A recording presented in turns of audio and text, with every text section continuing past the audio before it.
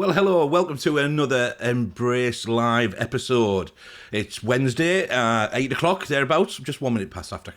And so, obviously that must mean Embrace Live. And I'm just looking over at my other monitor here, and thankfully John, our guest, has returned, who has just given me a bit of a heart attack thinking he's just going to do it for the comedy value, just a late entrance. He's laughing, but I'm not. No, it's all good. I'm pleased he's turned up. All right, so welcome. Just let me introduce myself. So, obviously Embrace Live, I'm part of Embrace Church in Darlington. My name is Dave Dixon, and I get the privilege of serving over there, being part of the team. Been there for a number of years now, which is great. And one of the important values that we talk about a lot, actually, is family. And I love it that we are all in God's family. That we're adopted into God's family. If we made that decision to follow Jesus, to know Jesus for ourselves, and you might be tuning in and you might have stumbled across this Embrace Live thing, wondering what it's all about, and maybe just hanging around for a little bit, and you don't do the church thing. Well, listen, we'd love to just talk to you a little bit more about that. If you're it'd be great just to, if you want to get in touch in any way, drop us a message. We'd love to talk more about that, and what does this churchy thing mean? What who's this Jesus, and how can you have a personal relationship with Jesus? All right, and so what does that mean? And so what we're trying to do in these Embrace Live episodes is we've done a number of them now. We're past 30, which is great because we're trying to do them each week. And what we try and do is actually just get people to tell their stories about actually what it means to them to have that personal relationship. Sorry, not just information, living a relationship, with God, with Jesus. And how does that, how's that transforming their life? How's that impacting their life? How are they living different? What difference is it making in their lives, really? I think we live in a society, don't we, without getting too deep about it, that actually, words are quite easily thrown around, but, actions, as the saying goes, speak louder than words. So, what does that mean to live it out? What does it mean to, have a relationship with Jesus, but actually, how can we show that? How can we demonstrate that in our homes, in our community, in our workplaces, wherever it may be? And I'm really pleased that tonight we've got a wonderful guest. John Searle is joining us, which is brilliant. I've known John for many years now. Saying that, actually, what I love about this is, I say quite often, I've known these people for many years, which is great. But actually, maybe just kind of bumped into them at churchy events and things like that, and when we're shopping. But actually, I love these from my point of view, that I get to spend a bit more time, without the stresses of being involved in a church service and things like that, and being involved, just to hear a little bit more about who they are and get to know them a little bit better. So, this is why I love doing it. It's great. But, what we want in all of this is to hear actually what it means to have a personal relationship with Jesus, and the impact, and how does it change our lives. And it's, if you want to, please, you can always go back and kind of check out the previous episodes. They're all available on the Facebook page. So if you want to kind of head, obviously you found the place anyway, if you're kind of just thumbing through your news feed and this Embrace Church comes up and it's live now and you're just checking it out. Or, if you want to head over to our YouTube channel, because again, I post some on there. Listen, while we're mentioning YouTube, what would be really helpful, please, if you don't mind, is could you head over to YouTube and just search for Embrace Church Darlington, and then subscribe and, like and do the usual notification bell so the new kind of content that's kind of coming up on there. Because that's going to really help us to get to the point where we can have 100 subscribers. We're not there yet. And so then once you've got 100 subscribers, you can then change the name to, as you see on screen, Embrace Church Darlington, rather than just a long kind of strange numbering characters and things like that, which we've got to at the moment. All right. So please, please, please do us a favour, head over, go to YouTube, hit subscribe button, like the videos, and hit the notification bells and those kind of things. So I'll tell you what we do. I've talked a lot already. Let's just head over to John now and just say a quick hello. I'm just giving him a chance to heads up. He is there, thankfully. There we go. Hiya, John. How are you doing? Hi, Dave. Yeah, I'm good, thank you. How are you? Good. You did give me a bit of a bit of anxiety going on, thinking, right, has he just done me like a kipper here and walked off? Left his video cam going on. those kind of things. But I'm glad you turned up and everything like that. So, really appreciate you giving up your time tonight. And we're going to, enjoy just having a bit of a relaxed chat over, almost over a coffee and just see what was what. So, as always, if I just head back to to my camera just for a moment, and then we'll bring John in soon. As always, we want to, make this an interactive kind of experience. That's the beauty of doing this live. And if you join us live, great stuff. You're really welcome. And even if you're watching this on kind of the catch-up on demand when you're getting a chance to watch it, really appreciate that as well. If you can, though, it's even better experience if you're joining live, because I can see people like on my other monitor, I can see here, Sue's joined us again. Well, great, Sue. Thanks for joining us. I'm hoping, no doubt, Bill's, probably with you as well. Sue and Bill are a fantastic part of the Embrace Church family, and we're really, really blessed to kind of do the live thing with them. Even better, Richie Lee. No, actually, that's wrong for me to compare. I apologise, Sue and Bill. That's not a good start, is it? But I'm surprised. I'm a little bit taken back there. Even the mighty Richie Lee has joined us. Okay, and Sharon. Fantastic. Well done. Thanks for tuning in. It's great to have you with us. And, please, comment as we go through, share your questions for John as he kind of chats through. Listen, this guy is a really educated fellow. He's a really, he's highbrow. I can see, anybody who comes on, screen with like loads of books in the background is just kind of showing off his intellect. So we want to ask these questions, deep theology, life questions, as, difficult as possible for John to sort out. And that's going to teach him not to give me a bit of a heart attack by not turning up on time. All right, even though we were connected. That's all right. Great. Jill joined us. That's brilliant. Thank you. Listen, don't be shy. Post on the comments, and I can put them on screen a little bit later on as we kind of go through. So, let's welcome John in a moment. What I'm going to do is I'm just going to play this leaders intro, and which is kind of part of the series of what we're doing in these Embrace Lives, as live streams as we go through, and leadership really is all about, actually, it's just influence. And we all lead other people. We all influence other people in different ways. Hopefully that's positive. It can be the opposite as well. But, I'm really excited about is actually, part of John's, story, particularly his role within Junction 42, is positively influencing people who have got, challenges, who've faced challenges, faced significant issues, problems in their lives.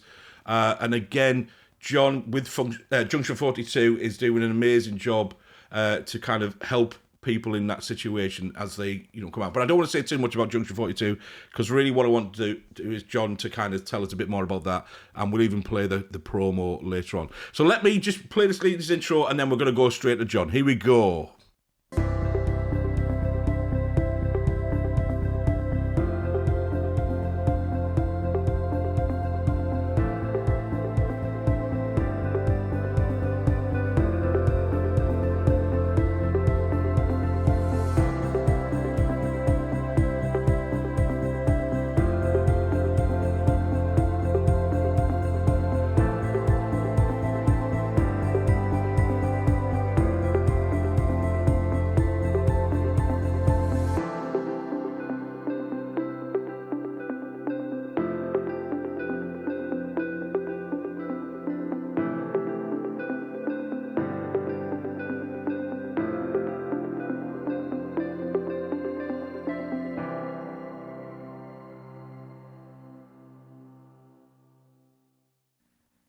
And here we are. John, how are you doing? You okay? I'm good, thank you. Good. I'd like to point out, Dave, that these are my wife's books behind me. All right. So. I was just about to ask you if it's one of those kind of green screens, with obviously just the artificial background on there, but those are your wife's, books and things like that. Lower the expectation levels a little bit. Lower the expectation, I see. you seem to have slipped down the camera a little bit, actually. Are you just kind of in your relaxed position? Right.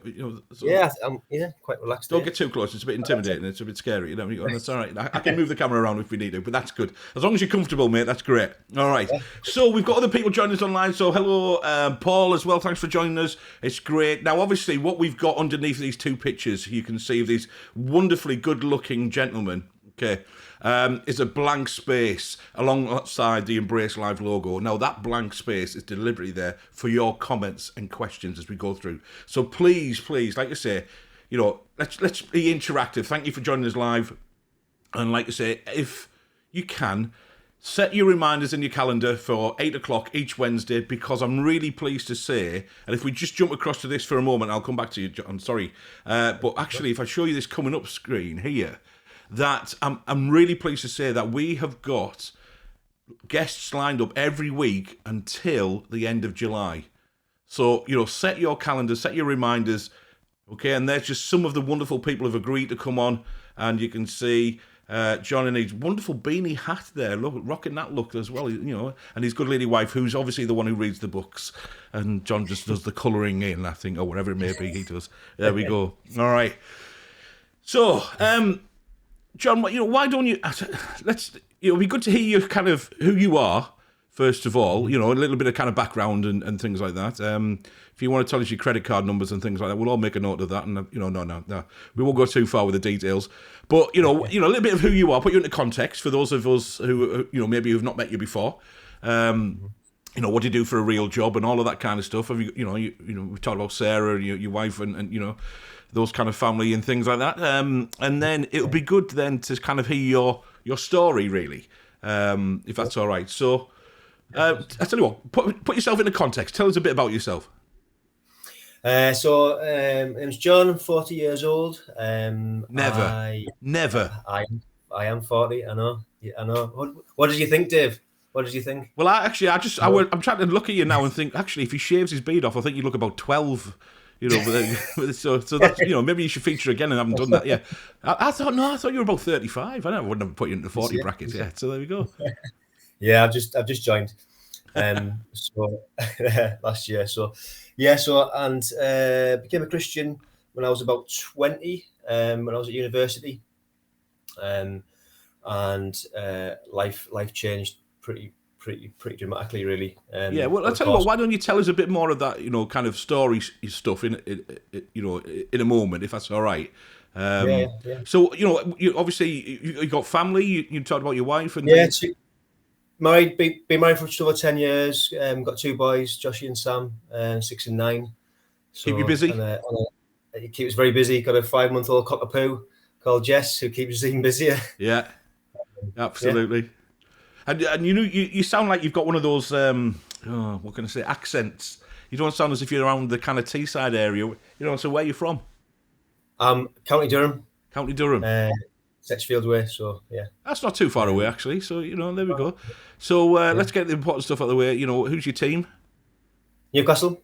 Right, okay, that's the interview over with, ladies and gentlemen. Thanks very much for your time, John. Obviously, I was kind of aware of that, but you just confirmed that. So please disregard everything that this gentleman says, because obviously he has no taste in whatever in life. We'll let you off, all right? Because even Jesus loves Geordies and Mags and things like that. Anyway, okay. Why have you gone with the Mags when you're from Sedgefield way? Well, in 1986, I did devote myself to Liverpool. After they won the FA Cup final. Yeah. And then when I was 10, I realised I'm never going to go and see these. And then I had a couple of pals who supported Newcastle. The guy next door was a season ticket holder, right. So I used to go to a lot of reserve games with him. Yeah. So I put it down, Dave, it's really just to Jesus looking out for me. Yeah. Because it could have gone either way, really. And that's the sign. That's a sign of his affection, the ones he really loves. Yeah. Well, already we want to make this interactive, and you can see Richie is taking the, opportunity as well to.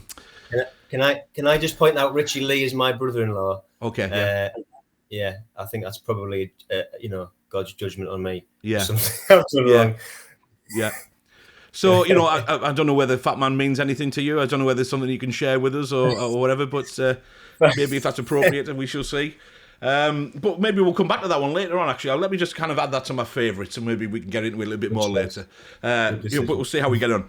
So obviously, that's a bit of context. And thank you for telling us who you are and things like that. I mean, obviously, I've known your good lady wife for many years, and then kind of you came along and kind of met your church and things like that. Which church do you go to? Is it still Parish Church that you're at, or? We are connected to Parish. We're in a bit of a we feel God's kind of pulled us out for a season at the moment. Yeah. but we're still connected there. So. Yeah, I mean, God obviously works in seasons, doesn't he? And again, so I often say, in fact, I make a point of saying it in every episode, and I'm surprised I haven't said it already. Really, there's just one church, isn't there? And like you say, and that's with a capital C. That's God's church, and His bride.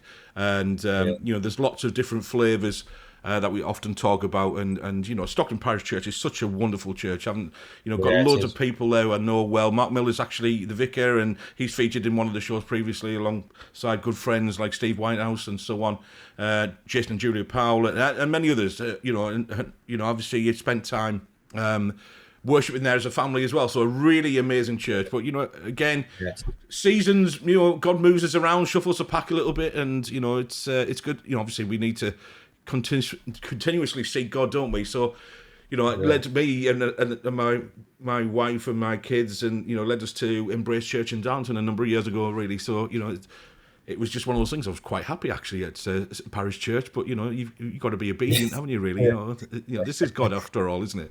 And He has plans to prosper us and all of those kind of things. So, all right. So you can take this kind of season out there. So you started to mention that that you became a Christian. Was it when you were 20, did you say?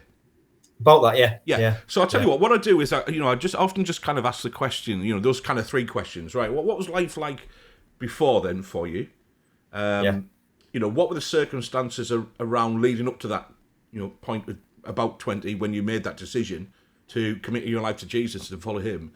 And then, what is life like, been like since then, And I think we've established, for doing this a number of times now with many different people, and you might be the exception, I just do not know. But that life isn't all sweet and roses and perfect and easy after you become a Christian.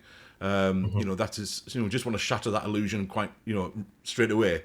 So why don't you just kind of give us a bit of a, overview of your story? Tell us your story, like you say, starting with what was life like before, and then what led you to that point, really. Yeah, I was quite a normal lad really before, like going out for a drink, just like the football, never. I think it's fair to say I was not very confident at all. When I was drunk, I was very confident, but generally in life, my number one fear was public speaking. Just hated. This would have been a nightmare, and just didn't have a lot of confidence. I think when I was about 18, I really struggled to even speak to people in the street at times. And then when I was at university, I lived with six lads, and there was this one guy called Owen, and he kind of he was pals with some of the guys I lived with, and he would come out with us sometimes. On like nights out, and he was a Christian, and I would just we would just talk for hours and hours, and I would give him a really hard time about kids in Africa, and all of those types of questions that we need to ask, and then he gave me a Bible, took me to church, let me take it in my own time, and probably a year, 18 months down the line, was a point where I thought, he's real. Yeah. So for me, there was never that kind of moment in time where, all of a sudden God becomes real. And I never had that. I had lots of moments. Right. Yeah. But by my personality I'm quite a cautious person. I take things slowly.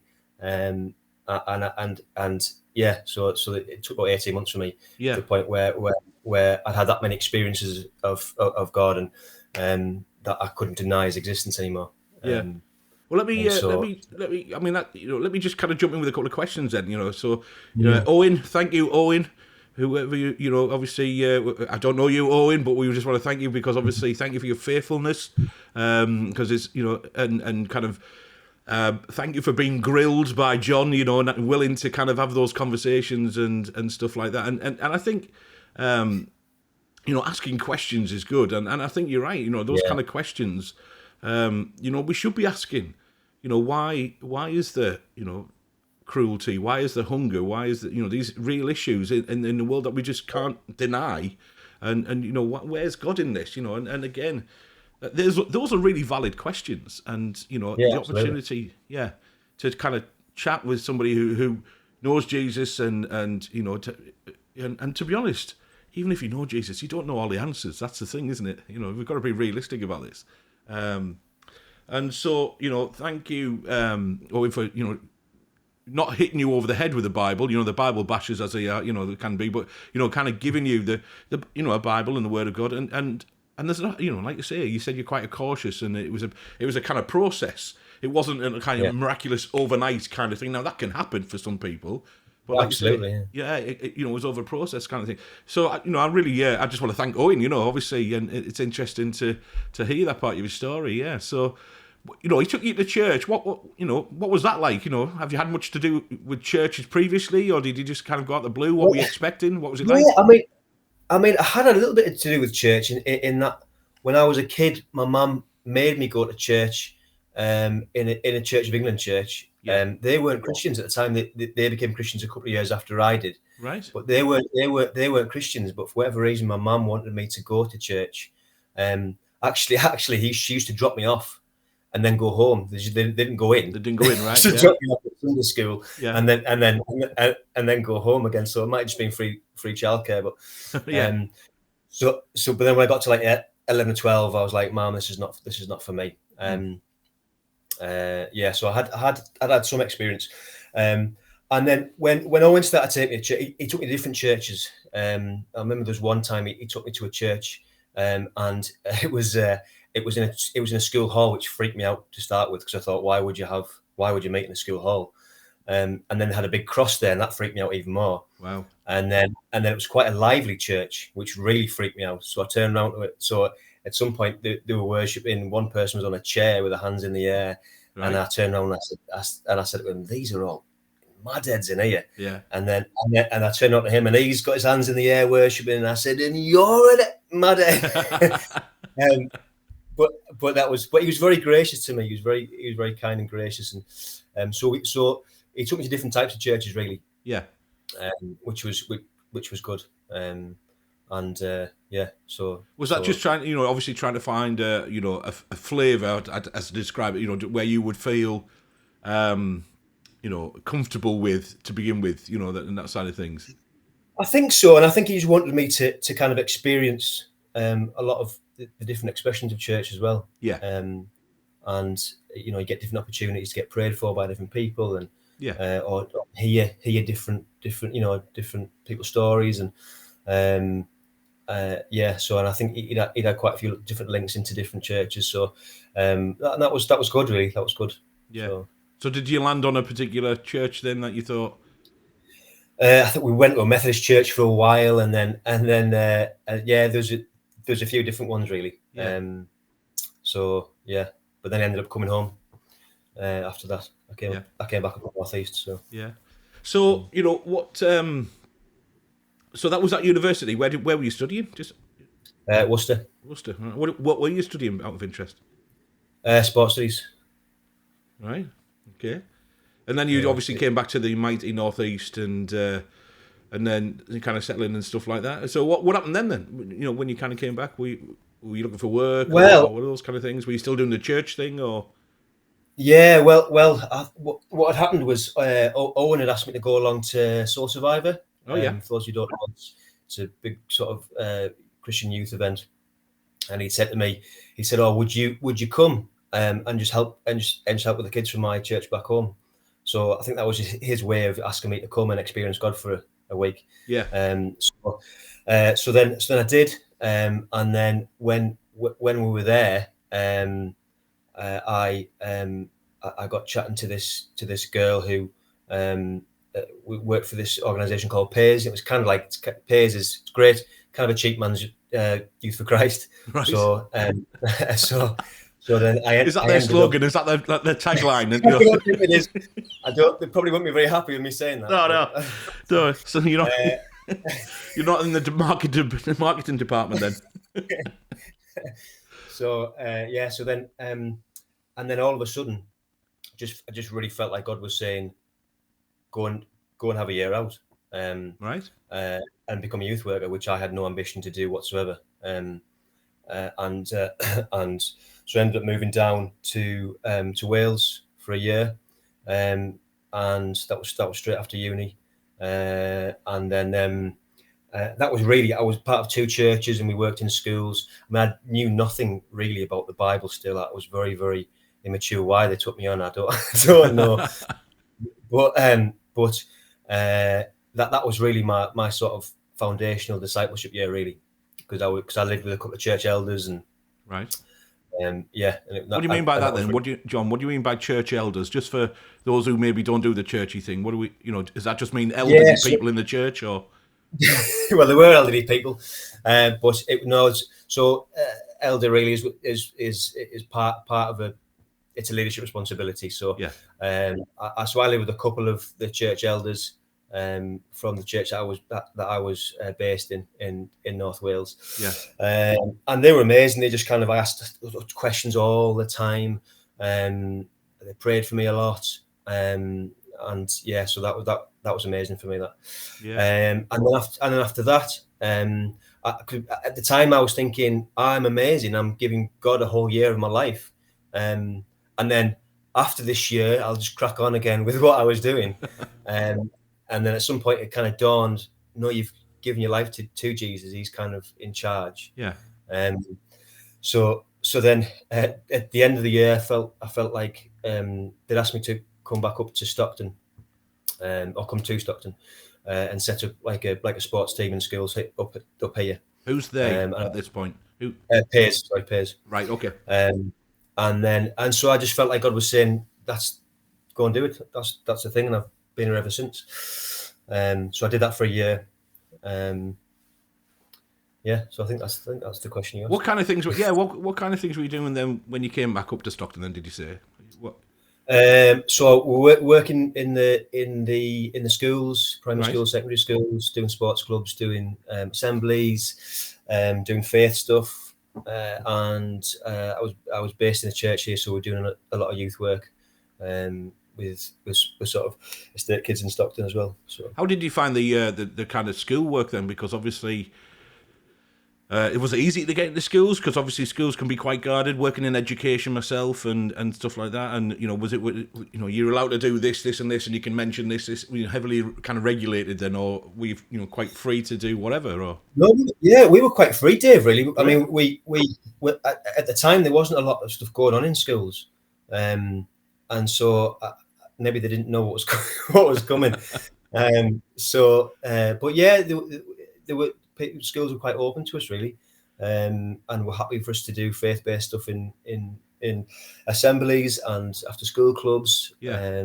We did some RE stuff in a lot of schools, and yeah. So no, I always found that they were very open, as long as you didn't go over the boundaries that they had set for you, and you're respectful. And I always felt that the schools in the area were quite receptive to us. That's great, great. What about kids? At the time, what was it like chatting with them? Did they have loads of questions? Was there any kind of I loved it. I loved it. We Sarah and I, my wife, I met Sarah when I was based in her church. She was a youth worker, and when we worked the local estate, we worked with the kids there a lot. And I loved that. They were just really naughty, raw, but fun kids, and really open often to Jesus. For about 8 years we would take them to Soul Survivor, and they were the first couple of years they were known as the naughty kids. Apparently Mike Pilabacci would have meetings about the Stockton naughty kids, but they were so gracious to us. They were absolutely lovely. But yeah, it was. I just loved seeing them encounter Jesus, and it was great.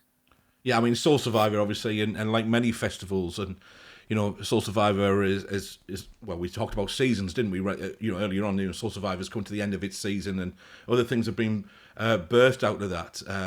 But we're so thankful for those kind of events, like Soul Survivor, and many other nationally local events as well.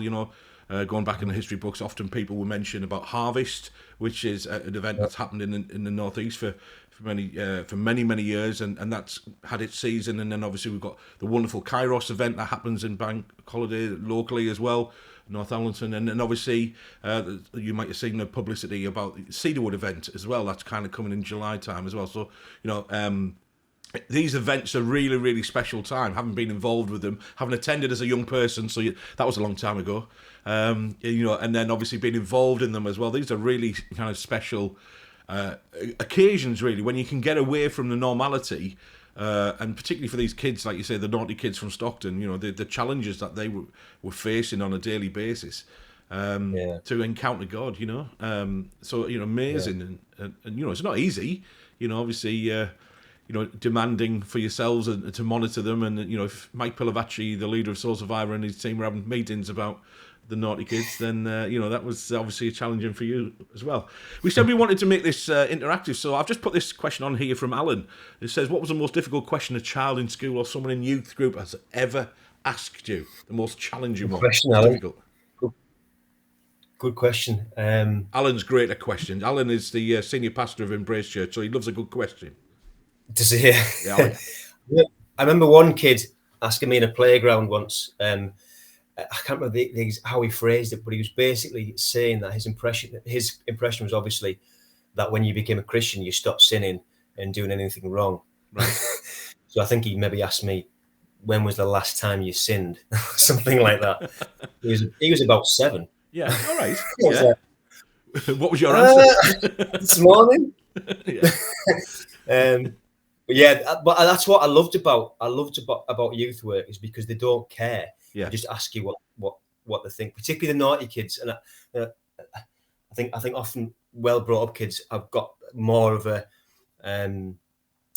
sort of understanding, social understanding of maybe I shouldn't ask this, I shouldn't ask that. The more raw kids, they'll just ask whatever's in the head, Yeah. But I love that, and you get so many great conversations and so many opportunities to pray with people, and I love it as well, because obviously I love those kids with no filter, like you say, just come straight out with it, just ask you directly. Alan is relating to that as well. He thought this is a great question. When was the last time you sinned? That kind of thing. If only it was like that. There we go. Mostly I lied to the kid and said, last time I wasn't a Christian. So obviously you mentioned the wonderful Sarah. Which church was it? Was she a worker in? Was it? That was Stockton Baptist Church. Was the tabernacle at the time. Yeah. So then obviously love blossomed and things like that. That's special for you. Obviously you need to pick your words carefully at this point and agree very sincerely that's Well, I do, because apparently Sharon Lee's watching, and that's Sarah's sister, so I'll pick my words very carefully. Very carefully. And of course, this is, like you say, this has been recorded and will be posted online. So we need to, obviously tread carefully, shall we say? So it's great. So what I want us to get into at this point then. So obviously you're doing lots of youth work. You kind of finished university, headed off, with your wonderful Owen, who's encouraged you that way, and headed down to Soul Survivor. You felt God saying, let's do a year out, and, gone to Wales. I guess somebody had led you there. You just didn't randomly pick Wales to go to, but, spent time with some, wonderful elders in the church who, really supported you and mentored you by the sounds of things, and lots of questions and prayer for you and stuff like that. And then, I can't remember the name of the organisation. All I can remember is the Poor Man's YFC. It's going to stay. It is. The Parish Project. Wonderful organisation, Dave. Yeah, wonderful organisation. Keep digging and trying to recover, yeah. And so, obviously then, you got involved with them and, came up to the mighty Stockton-on-Tees and got involved in youth work and so on in churches and met Sarah and so on like that. So what age were you about this time then, like you say, when you got to Soul Survivor with the... 23, around that age. Okay. Yeah. So from then, though, obviously, what happened then? Where did you kind of go to next? So then I continued with Pairs for a year. We set up a sports team here, and then I felt like God wanted me to lay that down and pass that over.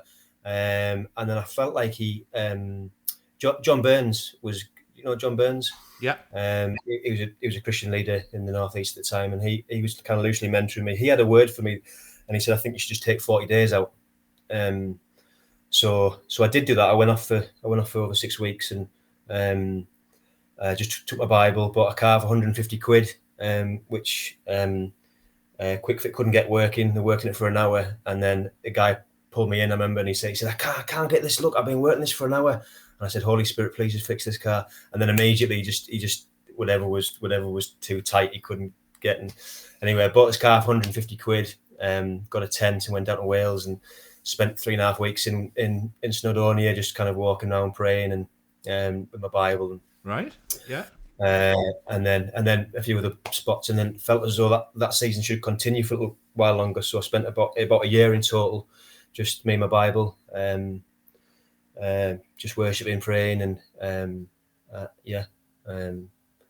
until I felt like God told me to stop being a bum and get a job.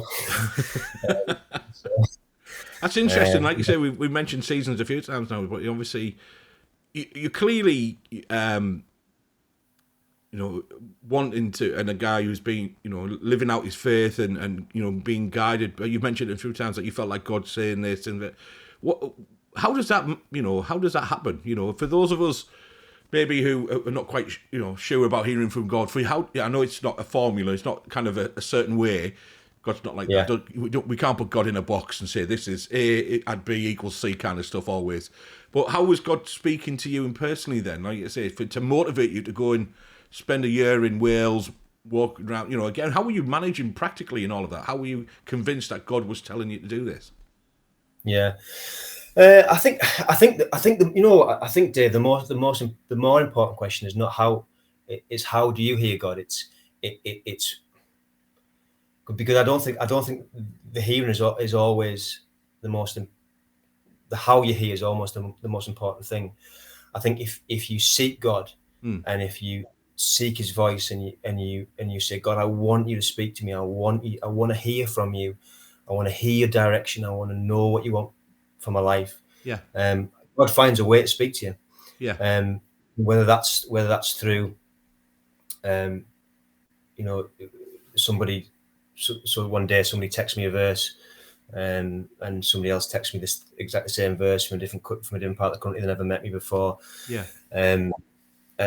Whether it's something like that, where you get prophesied over from outside, or whether it's something jumps out at you in the scriptures, whether it's you just get a sense of something or a picture of something when you're praying. Yeah.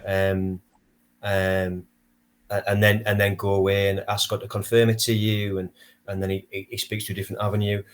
I think the most important thing is to have that desire in you to go out and seek his voice. I think that's really, really important. I think there's seasons in my life where I've kind of heard God more. Has been the seasons where I've really sort of sought after His voice and sought Him. It's not like God's there. He's in me. He's always in me. He's forever faithful to me.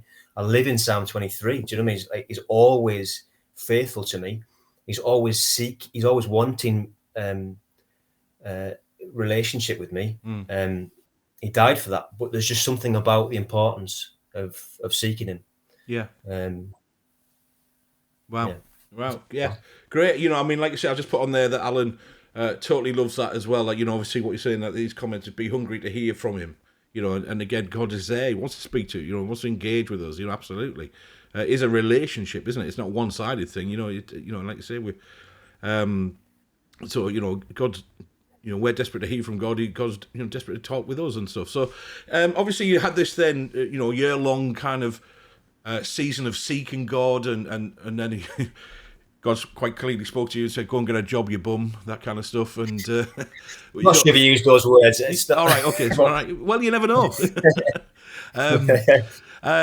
Where do you go to next then? What happened now? That's interesting. I just felt like God said, right, season's over. It's important to work. Go and get a job. Yeah. So I just got any job. I just did some agency work for about a year or so. I think it's about a year or so. And then after that, I felt like He'd led me to a homeless hostel in Stockton, and I was there for the next 14 years.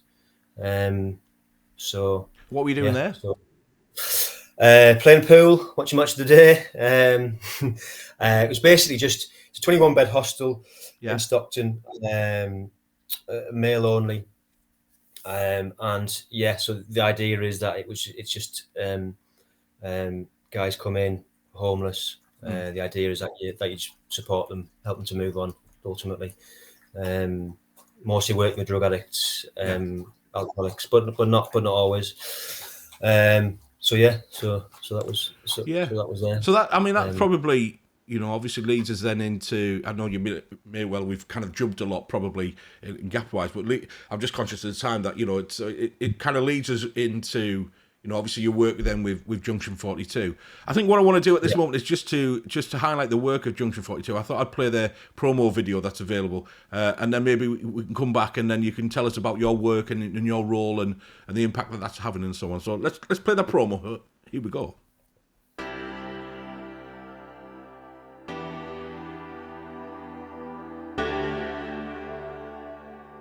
Junction 42 is a charity that works in prisons and in the community. The main aim of what we do is to get alongside people, equip them, empower them, and give them the skills that they need.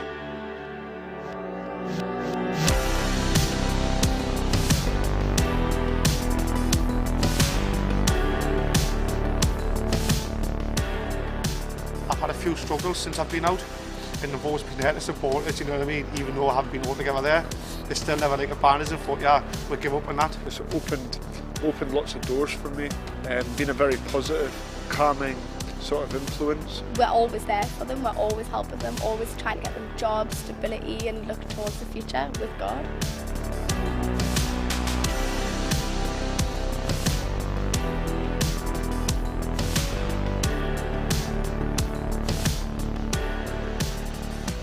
Like we're a grassroots organisation that's very much part of listening to the people that we work with and being flexible according to the need at the time. For instance, whenever we set up Chapter 1 at Cafe in Elgin Square, it was very much in response to, at that time, there had been a lot of people with employment needs and an opportunity came up, so we were able to work with people in doing it.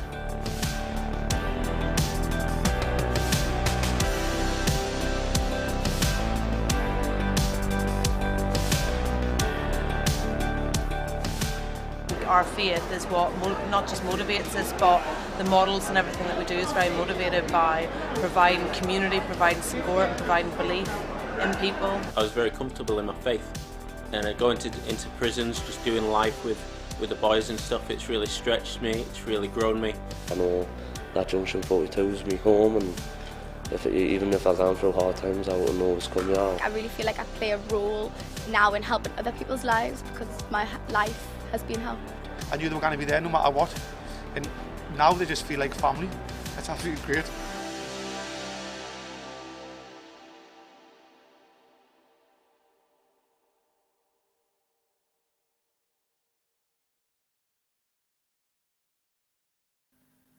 Fantastic. Yeah, I mean, obviously that just gives a flavour of what Junction 42 is all about, really. And I love some of the things that were being said in there. I mean, first of all, I love the kind of the banner, the taglines that, you know, loving people, removing barriers and bringing hope, and you know, that's amazing. And then to hear people, you know, obviously who have been supported by, you know, and impacted by, you know, Junction 42, you know, talking about them as family and things like that. And that's clear that, you know, you're a kind of guy, really. You know, you're obviously doing this in the hostel, and you know, obviously, you know, this, you're kind of living out your faith in action, getting alongside people, supporting people, whether that be through skills work that you did, or that year out in Wales, you know, doing the youth work there, or whatever, coming up into Stockton-on-Tees again with, you know, with the sports team and the naughty kids and whatever, you know, getting alongside people. Obviously that's clearly comes across as something that makes you tick, and you're really passionate about. You know, is that fair to say then, John? You know. Yeah, I think so. I think the Apostle Paul said, I think his mandate for life was really just to love God and love people. Yeah, and I think you can't really ever look much past that. Really, you don't ever graduate from that, do you? Yeah. I think that's just what we're called to do. We're called to love Him, know Him, and then spread the fragrance of him. Yeah. Yeah. So how did you get involved with Junction 42 then? How did that happen? Well, Sarah, my wife, has been working for them for about a year and a half, 2 years. Yeah. And then they basically just said there was a job available there. Said, we'd like you to apply for it. I said, oh, thanks very much. And then I just didn't really think anything more of it, to be honest with you. I always said I'd be in the hostel until I felt God was leading me out. But then I prayed about it, and the more I prayed about it, the more it just really settled in me. And then I felt like God was calling me away. So so that's how I started there. Yeah, brilliant. So, obviously, the Junction 42 do a great work, and obviously you're part of that. I mean, they think highly of you. I noticed on when we, obviously I do the kind of advertising on social media. Now, it's probably at this point it's worth saying that you won't have seen that because you don't do social media. So, you're the difficult guy to kind of do the background on, and obviously I'm trying my best to kind of. Can't be bothered, Dave. I just can't be bothered. What kind of attitude's that? No, I totally understand. But you won't have seen then that actually when I was doing the kind of promotion for the show tonight, as I always do, just saying, this week's guest is, and I kind of tagged Junction 42 in it, and there was a nice glowing, kind of statement of "We love John Searle," kind of from Junction 42. So, obviously you're doing the right thing. You're making you're obviously well liked, which is good. They haven't found you out yet. I've only been there for 8 months, Dave. They don't know me yet, really. All right. Well, hopefully you can be a bit longer until obviously the truth comes out. No. I'm sure that's not the case. So tell us a little bit about what actually your role in Junction 42 is. What does that look like, or from a day-to-day kind of point of view? What do you do?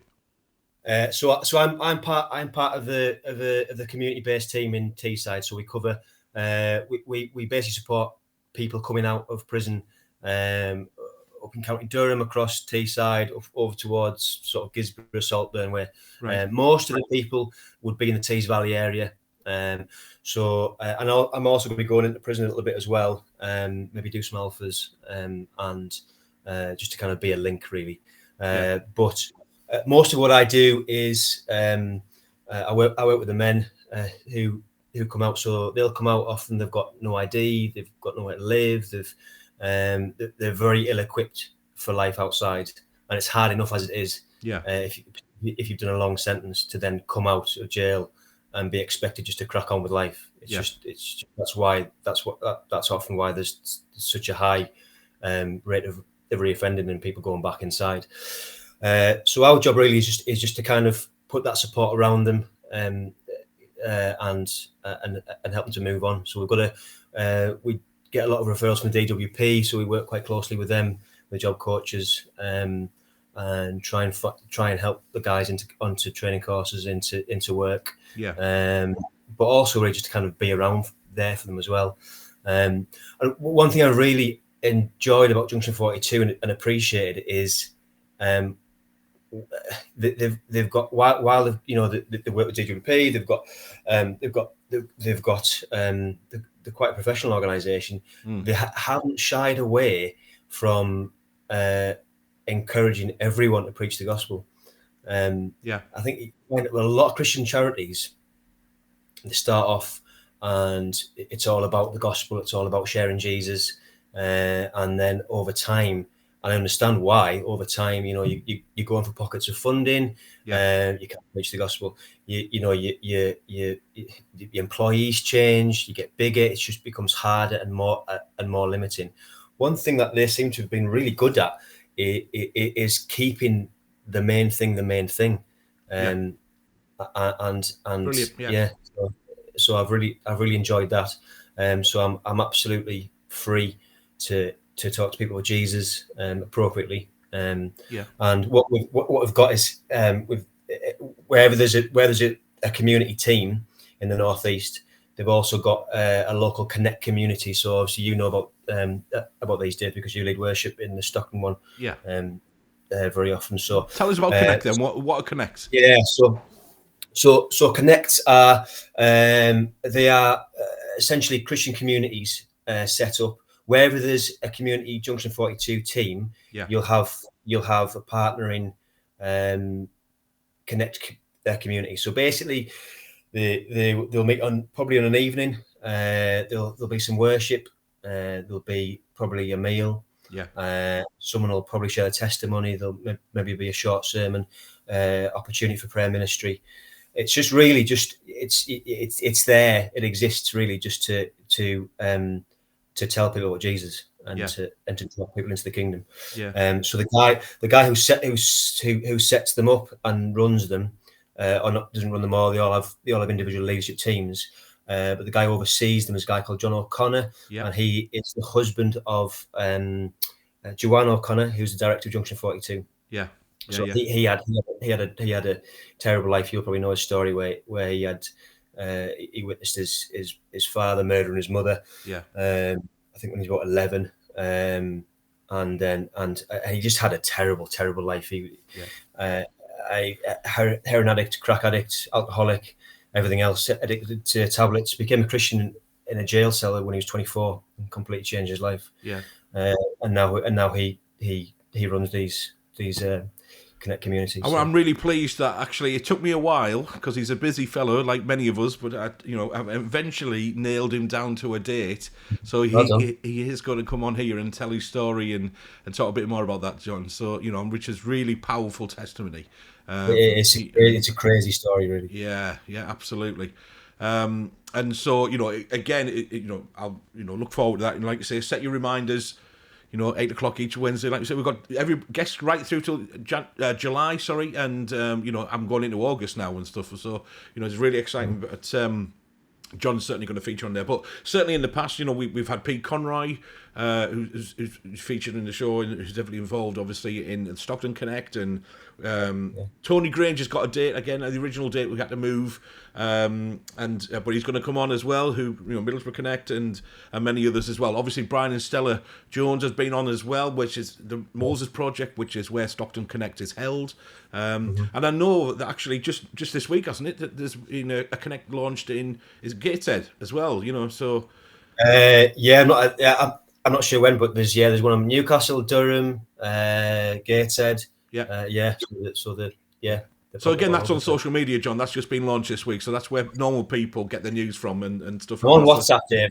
That's enough for me. WhatsApp. All right. Okay then. All right. So. And interesting enough on that video, I noticed on the Junction 42, there's a wonderful guy called Peter Grant as well. Do you know Peter? Peter Grant? Yeah. He's a top guy. I've known him for many years as well. It might be good to get him on the show as well, actually, see if I can track him down to a date and stuff. Known his son for a while as well, Sean, and things like that. Anyway, so wonderful people certainly involved in that as well. Listen, it'd be worth saying at this point, how can people support Junction 42 and obviously I can flick across and put the contact details on, which we're on there, but how can we kind of support in different ways? What does that look like? What can we do to help? And then it would be really fantastic to hear of maybe an experience, a story of an individual who's really been impacted by obviously that wonderful work that you're doing as part of the organisation and by Jesus, like you say, keeping the main thing you said, which is absolutely amazing. And how have you seen lives changed, a life in particular? Maybe it's always good to do that. So first of all, let me just put the contact details on, John. There, obviously of Junction 42, we've kind of focused on that rather than your own personal details. But how can people find out more? How can people support? In what ways can they do that? Prayer is obviously a massive one, Dave, because I think for me, I'm going off on a tangent here, but for me, I was reminded of this again recently, that a lot of the guys that we work with and the women, particularly people who've got issues with drugs and alcohol addiction, you're kind of working with people who God sets out two avenues for you. You can have your own way, or you can choose life and freedom. And I know the last 3 weeks, two of the guys from the drug community in Stockton have died.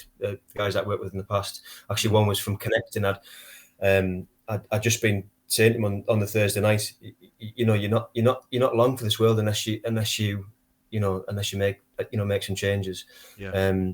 And there's been loads of guys over the years I work with like that day where you have those conversations and then they're gone, you know. Wow. And so I think prayer is the biggest thing.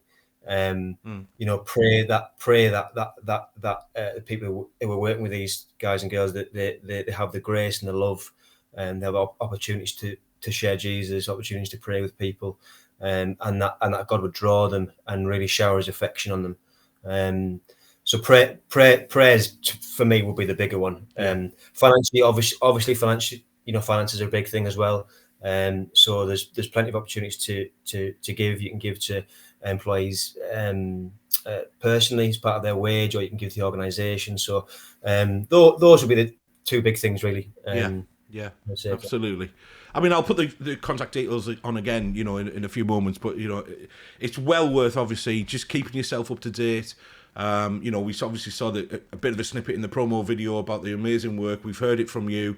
We know that there's quality people in there. The whole ethos of the organisation is to, you know, practically support those who maybe have come out from prison, you know, got lots of, you know, kind of facing real issues in life. But like you said, keeping the main thing, and practically demonstrating the love of Jesus, and taking the opportunity to you know, share the love of Jesus with them, tell them about that, and you know, hopefully we'll see that, you know, and it's amazing. And honestly, I say this, you know, really genuinely, you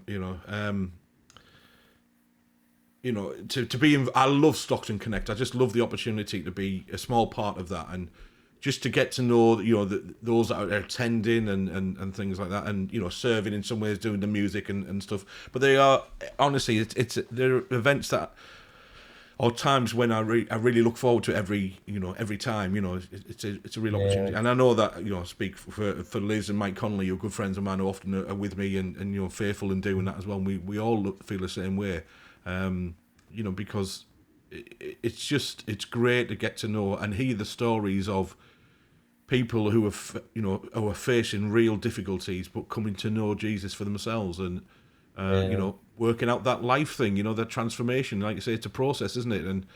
And some people like John, you mentioned there, well, you know, we heard a bit of his story, you reflected that, and I look forward to that session where he had a miraculous overnight kind of transformational moment, God moment, you know, and that is totally, we know that's totally possible.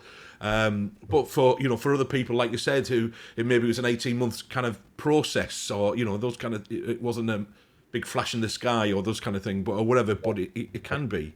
But it's different for everybody. Like you said, I made the point, we don't want to put God in a box, and he doesn't always follow the formula. Why? Because he's God, isn't he? We can't limit him by our earthly kind of, you know, understanding and things like that. Yeah.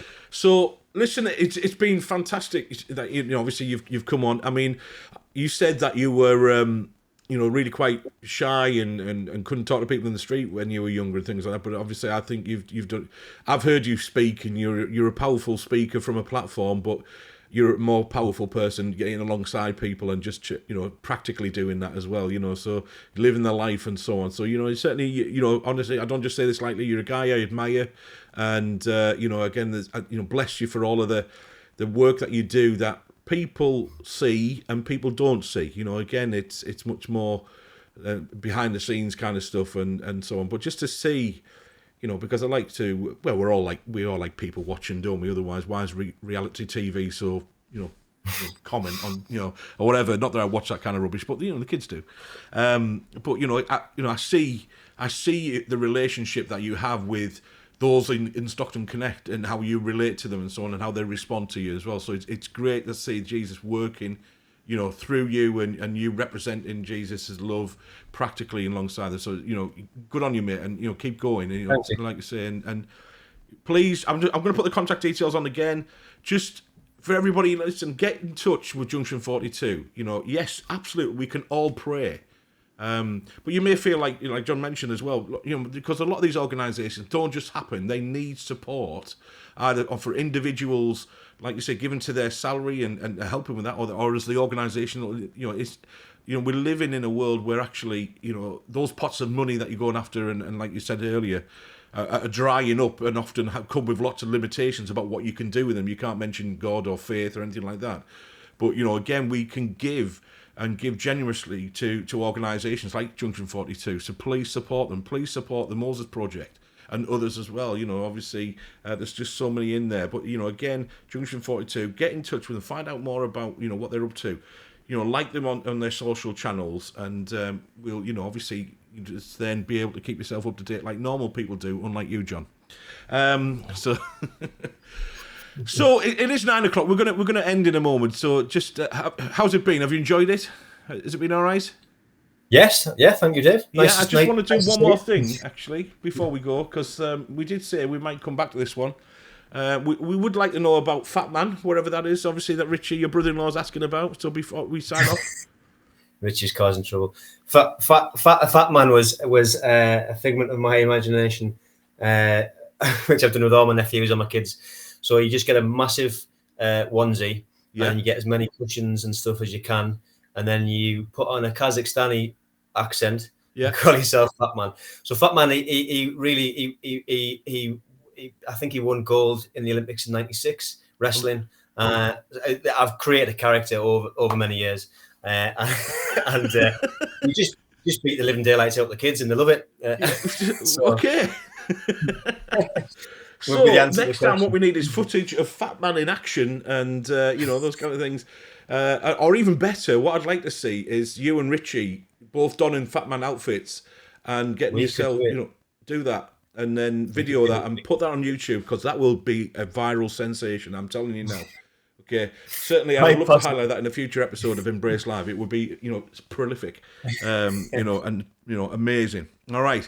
So listen, mate, it's been great. Thank you very much for joining us tonight. I really appreciate you giving up, you know, obviously your time, and we're really impressed by the amount of books that your wife has, and we look forward to seeing more of your colouring. I only read one book, Dave. Just the one. Oh yeah, okay, and you're going to be really spiritual and holy and say it's the. Well, yeah, I would say the Bible, yeah. Oh yeah, you would do. Well done. Okay, good on you. Of course. Okay.